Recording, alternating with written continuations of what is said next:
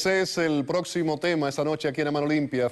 Joseph Hage, analista político, director del Instituto Político Americano Libanés, me acompaña en el estudio. Buenas Joseph, noches. Bienvenido al programa. Y las buenas noches en la distancia al coronel Eric Rojo. Él está en Washington, coronel retirado del Ejército de Estados Unidos, experto en seguridad interna e internacional. Coronel, buenas noches.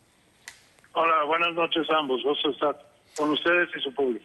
Estábamos hablando del tema de las bandas terroristas, lo escuchábamos en el reportaje, hay muchísimas, ¿no? Trabajan independientemente de Al-Qaeda, se financian también, como veíamos, independientemente, y el objetivo común de todas ellas es el destruir a Occidente. Son una serie de puntos en común que tienen. Ahora, quiero entrar en materia y ser más puntuales. Comienzo con usted, coronel Rojo. ¿Cuáles serían las más peligrosas o al menos las más conocidas que pudiéramos mencionar? Bueno, las más conocidas las mencionaste en la introducción, que son Hamas y Hezbollah, pero esos son patrocinados dentro de Palestina, son patrocinados por Irán, que no le tienen miedo a Estados Unidos por muchas razones. El resto de los grupos, ya sea en Yemen, en Mali, son independientes porque la mayoría de los países saben que si se ve que los países están patrocinando a los terroristas, el que va a sufrir va a ser el país. Entonces se han hecho grupos independientes con sus propias fuentes de financiamiento, pero como dices, con los mismos objetivos. Entonces hay que irlos acabando uno por uno. Joseph Hage, hablábamos de Hezbollah, hay otra de la que se ha hablado recientemente ahora mucho, que es Boko Haram. ¿Qué puede decirnos? ¿Significa la educación occidental es un pecado? Es un pecado, claro. Por eso ellos raptaron las niñas, se supone, de una escuela porque no tienen que estudiar. Pero las organizaciones como Boko Haram o como las otras que están en Somalia y en Mali, alrededor de Nigeria, estos se inspiran, que yo llamo que es la ideología Al-Qaeda, porque hay Al-Qaeda que es la organización y hay la ideología Al-Qaeda que son lo que adaptaron las organizaciones independientes en los países en África, por ejemplo, adoptaron estas teorías de Al-Qaeda o ideología de Al-Qaeda y se lanzaron ellos mismos. Son independientes hasta el punto de que ellos tienen financiamiento que lo buscan ellos mismos, que sea de donaciones o por delincuencia.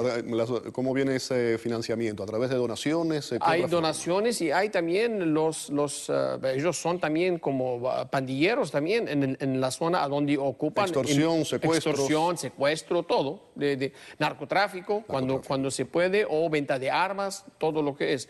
En el caso de Hezbollah fue mucho la conexión con el narcotráfico, con América Latina, lavado de dinero a través de la red que tenía Hezbollah en Europa, el Medio Oriente, lavando dinero desde Estados Unidos, devolviéndolo a América Latina y dando vuelta al dinero.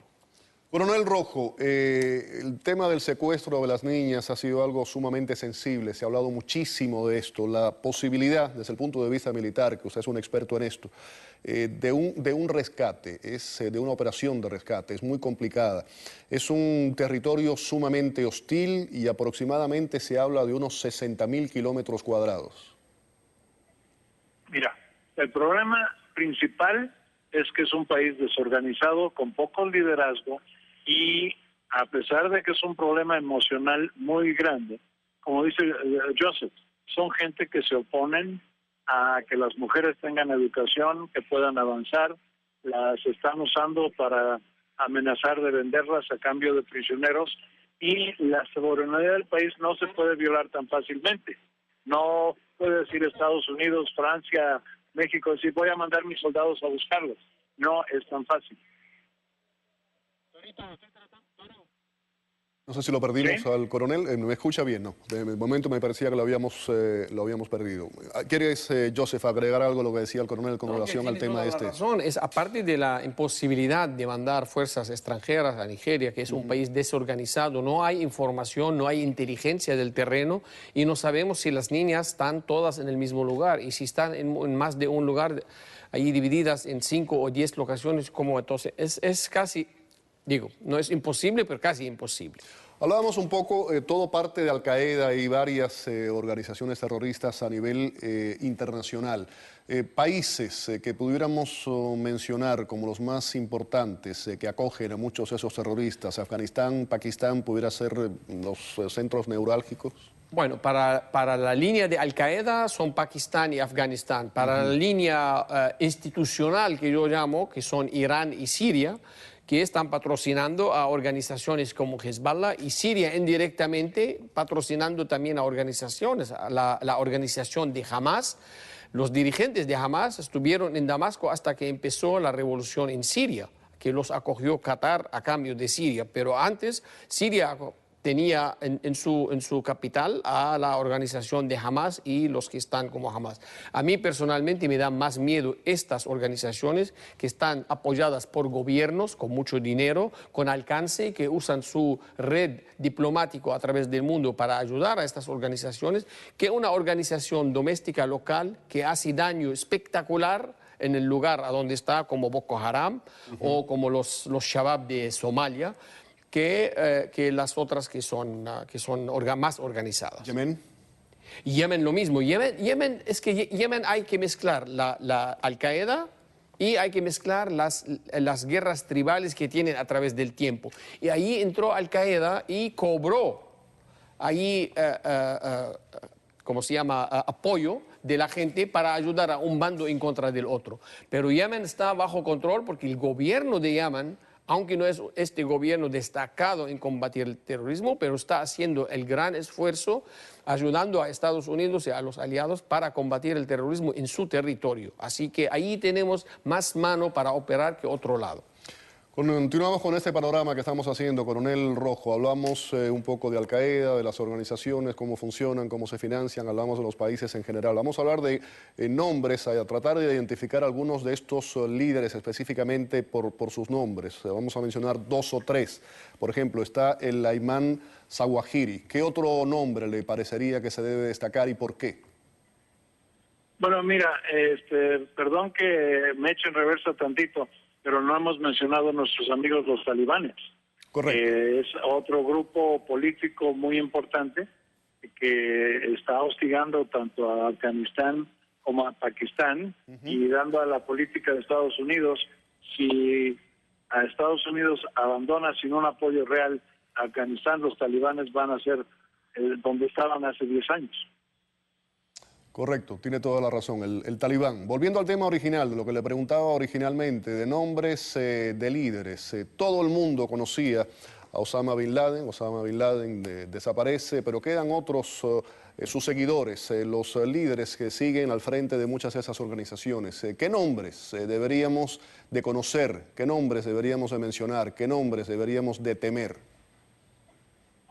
Mira, al-Zawahiri es el más importante y realmente voy a culparme de ignorancia de pronunciar nombres, y creo que el compañero Joseph nos puede dar los nombres más correctos que lo que yo lo puedo hacer. Estoy seguro que sí, Joseph. Sí, está ahora el Abu Bakr Shekau de Boko Haram, está Hassan Nasrallah de Hezbollah, está Omar Bashir, el presidente de Sudán, fue imputado y tiene una orden de arresto en contra de él en la Corte Internacional, pero sigue presidente de Sudán. Entonces, estos son nombres destacados que hay que buscarlos, dejarlos en el mapa de un modo u otro, porque a largo plazo son peligrosos. ¿Cómo se combate este tipo de organización terrorista? Yo recuerdo, si nos vamos atrás, año 2001, cuando se habla de los atentados del 9/11, ya se había hablado, por supuesto, de Osama Bin Laden, pero se habla mucho más de Osama Bin Laden de Al Qaeda, la base, ¿no?, que es lo que significa Al Qaeda. Y se decía que era un enemigo sin rostro, se decía que era un enemigo atípico, no lo que se había conocido tradicionalmente. Una ideología. Exacto. No, la ideología, el tema religioso no es exactamente un país, no hay tal vez un fondo político detrás de todo esto. Ese enemigo atípico, ¿cómo se combate? Quiero que me digas, Joseph, y termino después con el coronel Rojo. Mira, en este tema quizás el coronel puede ser más preciso, pero yo soy del tipo que le di un ejemplo y lo sigo dando, que las organizaciones terroristas, sean quien sean, institucionales, apoyadas por gobierno o independientes, son como cáncer. no se puede combatir, hay que erradicarlos. De una manera u otra hay que erradicarlos, socialmente y militarmente. Coronel Rojo, ese enemigo atípico, ese enemigo sin rostro, sin un país específico y motivado en muchos casos por la religión y de nuevo ese odio a Occidente, ¿cómo se combate? Mira, tal como dice Joseph, es solamente erradicándolos, matarlos a todos, pero al mismo tiempo hace falta una campaña que lo tiene que participar la comunidad, en este caso la comunidad musulmana, que tiene que hablar claramente que las ideas religiosas de esos señores no representan la realidad del Corán. Es un Corán corrupto, con ideas que realmente no existen, que por versión popular, por muchas cosas que dejamos que sucedan, todo el mundo cree y pretende que esa es la realidad del Corán, pero si los que realmente conocen el Corán no hablan en contra de la corrupción, de la interpretación, del abuso que se le está dando, va a seguir habiendo reclutas. Entonces tiene que ser ambas cosas, eliminarlos radicalmente y al mismo tiempo evitar que haya nuevos reclutas.